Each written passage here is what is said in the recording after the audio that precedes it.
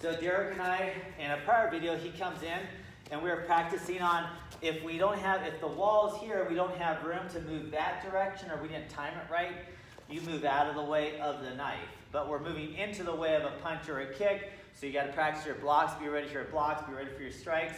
Still worry about that knife because he's going to pull it back and reset, so can I move in circles? Even if you don't have room to move to the right a lot or to the left a lot or to the back or front, you typically have room to move in the same circle. Because I'm here, I know I'm here, so there's room here. And then it's the same amount of room I'm taking, the same amount of space on the floor to circle around. So when people say, oh, I had nowhere to room, there's a wall behind me, there's a bar stool on the left of me, there's a chair on the right side, okay, stay in that same spot and we work it. So he comes in, we just basically work it from here and we buy ourselves time and we do what we need to do to try to keep blocking that or try to disarm him by getting it out or controlling his hand. So we're not going to practice that drill again. We're going to practice what if there's room to the outside. So in other words, if he's stabbing with his right arm and that center attack toward my body like a shank, and there's a wall on this side, or I don't want to walk into this punch or this kick, or I have a choice between going to the left or to the right, I want to go to the backside if my options allow me to, right? This is safer for me because now I'm far away from this punch, I'm far away from that kick. Now he just has the option of this kick or to retract that knife and still step, right?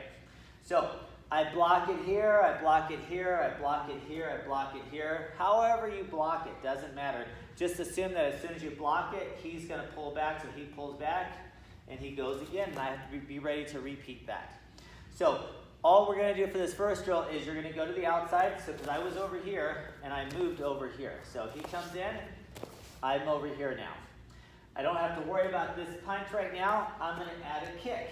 And then by the time I'm done a kick, he pulls a hand back, right? He comes at me again. I might do the kick here this time. He comes at me again. I might do a punch. He comes at me again. I might hammer it. I might elbow. I might hit the back of my hand with my knuckle. I might knee it out of the way. So you're going to practice a plethora. You could do this for like 100 different drills and do 100 different things every time. He switches hands. My goal, he comes in straight. I just get to the outside. And then he pulls it back.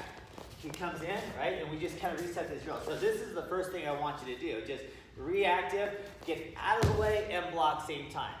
The block is obviously deflecting the blade and me moving out of my target, because what if I deflected and it goes through the target, I'm in trouble. So I don't want to be where the target was. My target has now moved. Again, you don't have to worry about this foot or that hand or that foot. And then once he's there, do I have time to do one kick? And then he pulls it back. Do I have time to do a different kick? Do I have time to do a knee strike, right? Do I have time to do a knee strike to the arm? Can I do a punch, right?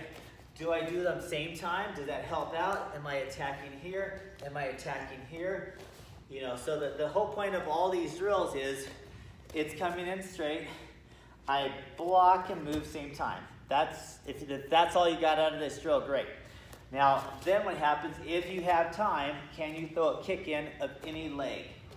Or if I have time and he's in reach, can I do any type of strike? If you can't reach his head, I know you can reach his hand because his hand's right here. Boom, knock it out of the way. He may strike multiple times, but every time you pin him and he's not attacking you, you're winning, right? You're diminishing the fighter. The more diminished he is, the slower his motion goes. His energy level is going to go down. Hopefully you have more stamina than he or she does. So that's the next drill. So one more time on that. He comes in, movement one with the punch. Movement one with the punch, right?